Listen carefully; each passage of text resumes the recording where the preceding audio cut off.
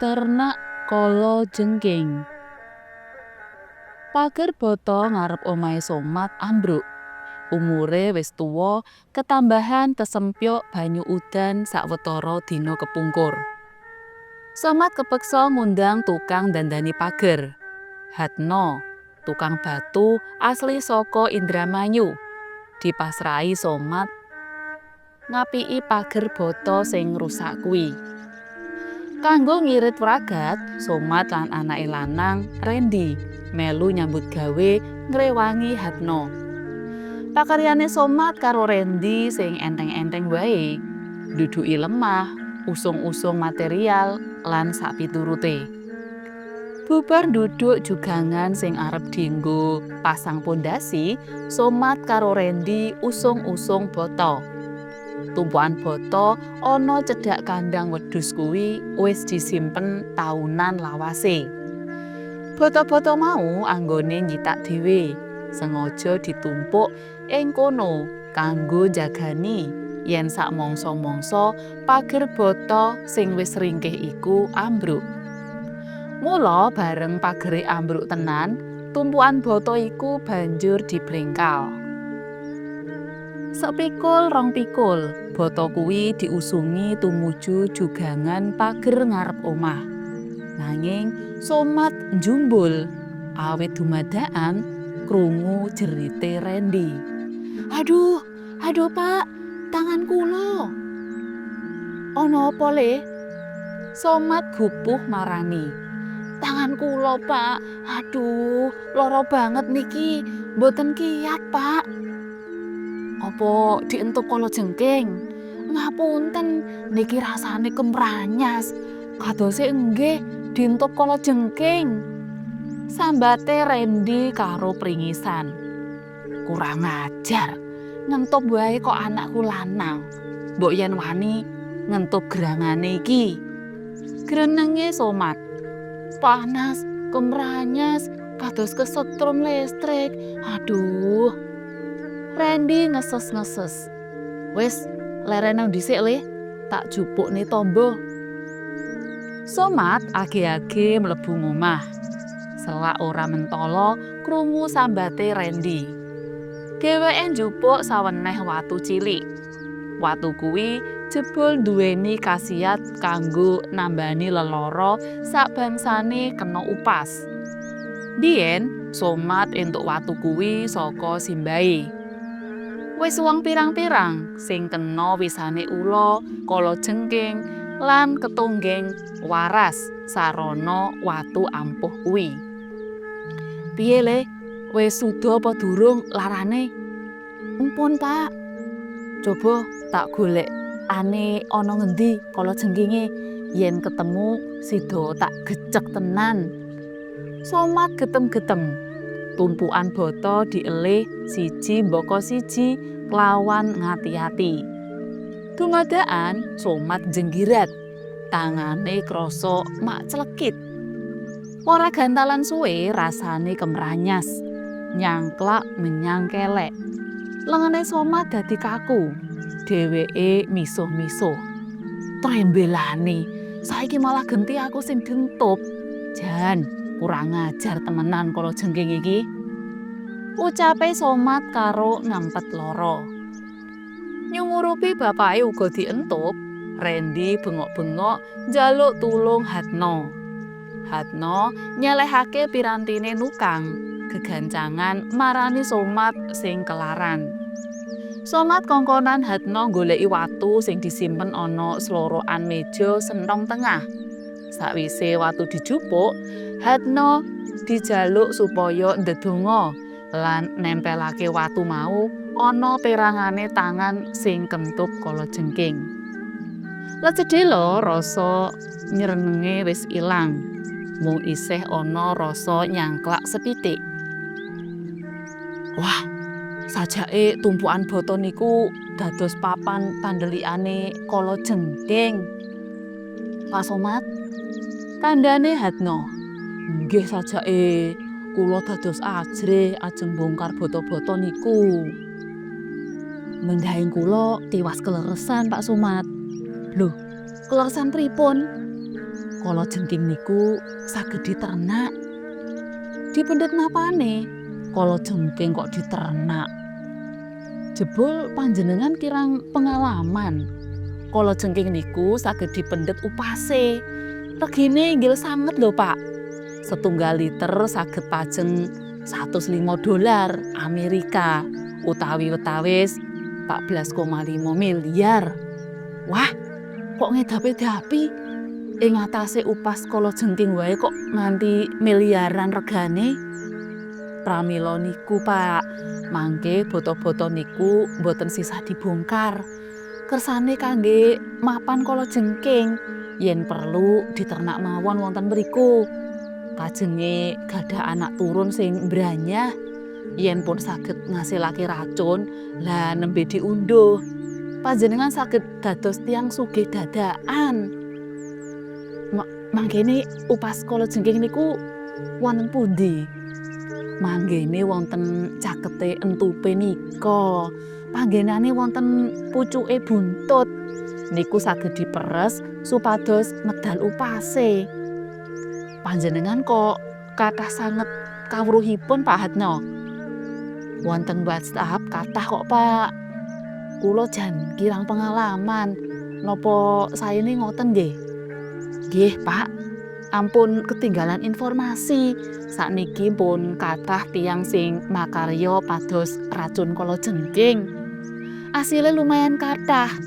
Menawi namung penghasilane tukang batu kados kula niki boten wonten sak kuku irenge. Lah panjenengan kok boten melu-melu tiyang niku pados upas kala jengking? Kula ajre Pak Somad, sumerep kala jengking mawon dredeg napa malih meres upase. Yen ngeten papan niki ajeng kula dadosaken peternakan kala jengking mawon. Lah terus boto sing ajeng kangge mbacotaken bangun pager niku pripun saene? Tumbas mawon wonten toko bangunan rak kathah. Kula tak manut panjenengan mawon Pak Hatno. Sidane Somad ora sida mbongkar tumpukan boto cedhak kandang wedhus kuwi. Dheweke malah ngajab tumpukan boto mau dadi susuwe kala jengking. Pancen wiwit winginane wong-wong lagi umit ngrembug bisnis racun kala jengking. Ora ngomongake wong cilik. Bisnis anyar iki wis dadi pirembugane wong-wong ngaluhur. Racun kala jengking diburu. Manut ujare kandha, pancen wis akeh pawongan sing sugih lantaran nglumpukake racune kala jengking. Yen entuk sapro 10 liter wae, duwite wis 14,5 miliar. Kuwi duit kabeh lho. Ora kecampuran mbako semprul. Kanthi rega sing semono dhuwure, Somad emoh nyambut gawe liya. Dheweke kari ngenteni kala jengkinge ngasilake upas, banjur diundhuh lan didol marang tengkulak. Somad percaya banget yen peternakan kala jengkinge bakal menehi asil sing mitayani. Pak, mbok kula ditumbaske motor malih, ucape Randy sawijining dina. Walah Le, yen mung motor anyar wae kowe arep njaluk pira? Bakal tak turuti. Motor kaya ngopo sing mbok senengi Le? Sing model anyar Pak, ning regane 3 yuta. Aja sumelang, mesti tak turuti. Mung siji syarate, ngenteni tekane wektu bongkar peternakan kala jengking kuwi. Mula kowe sinau piye carane meres upas kala jengking. Ora nganti setengah taun wis kasil. Yen wis kasil, duit 30 yuta tekan 50 yuta wae urusan sipil. Kandhane Somad karo nemplekake jempol tangan tengen ana dhuwure jentike. Nggih, ning saestu lho Pak, aja kuwatir. Kejaba Randy, Karimah bojone uga tau diajak rembugan bab peternakan kala jengking iku. Karimah ngajab yen peternakan kalajengking kuwi pancen menehi asil sing mitayani, dheweke kepengin tetukon barang pengaji. Pakne, aku njaluk ditukokake kalung karo gelang sing gedhe-gedhe yen ternak kalajengkinge kuwi kasil lho ya. Aja sumelang Bune. Yen sukses, kowe dak tukokake kalung karo gelang sing gedhene sak rantai sepur. Lah, sing nganggo malah bingung. Saka marem lan senenge atiku, sak penjalukmu bakal tak turuti. Sarate mung siji, ternak kalajengking kuwi kudu sukses. Iya Pakne, muga-muga wae Gusti Allah ngijabahi penjaluke awake dhewe iki. Ora mung janji bakal nyembadani kabeh penjaluke anak bojo. Somat malah wis wani nganyang pekarangan pinggir dalan gedhe. Regane ora murah, sak meter 3 yuta. Ing kamangka jembare pekarangan kuwi ana 1000 meter. Duit 3 miliar. Durung ragat administrasi, wis disanggupi Somat. Subali makelare lemah kuwi gumun, kok ana wong sing kendel banget anggone nganyang reregan lemah ing pinggir dalan gedhe kuwi. Rene penasaran, Subali enggal nemoni Somat, pawongan sing wani nuku kanthi rega dhuwur. Nggih Pak, niku saged pedhot. Terus le ajeng bayar kapan? Pitakone Subali. Pun, kula siapaken artane Mas Subali. Lah nggih, ning benjing menapa anggenipun ajeng bayar? Ngentosi kula ngunduh asil peternakan kula, Mas. Benjing menapa? Wetawis 3 wulan malih. Nuwun sewu. Sampeyan niku gadah peternakan napa? Kok sajak semangat? Ternak kalajengking. Sampeyan ampun guyon lho nggih. Mas Subali sajake kurang pengalaman. Upas kalajengking niku regane 14,5 miliar saben 100 mililitere. Lah nek peternakan kula diunduh yen setengah liter mawon mesti angsal. Lah yen gagal? Mboten badhe gagal, Mas. Wong barang ketok kok. Tur malih kalajengkinge pun nglumpuk wonten tumpukan boto. Pun kerasan, mboten ajeng kesah. Niki tangan kula malah nate kentup. Niki sampeyan pirsani. Wangsulane karo nuduhake tangane.